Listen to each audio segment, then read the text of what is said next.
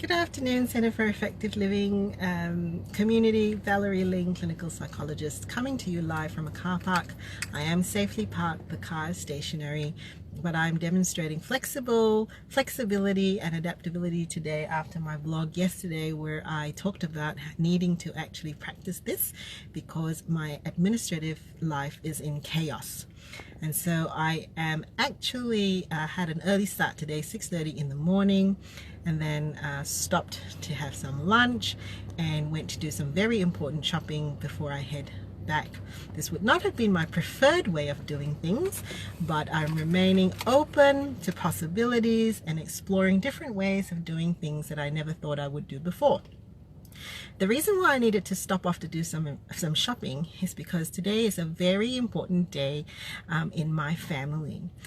I'm actually part Chinese. My father is Chinese, and so I grew up in the traditions and cultures of a Chinese household.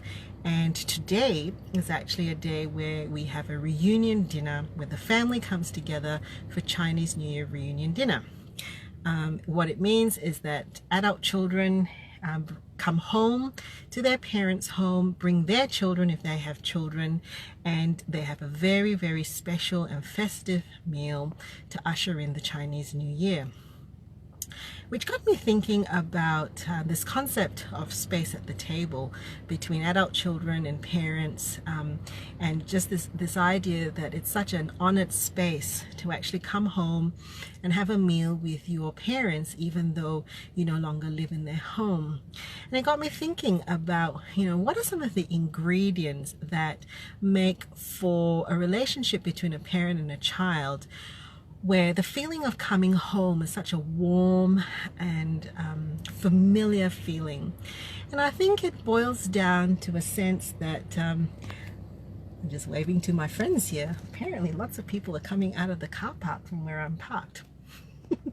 I think it begins, I think, when you first see your baby and you actually see them for the first time, and there's that sense of wonderment, that sense of admiration that a live person has been born, a sense of curiosity as to who they might be, what their personality might be, a sense of joy at seeing them, and a sense of a connection with them. For if you're a mum, that they've actually come out of you for 9 months, they've actually been a part of your world, your life, your body, and a real sense of connection.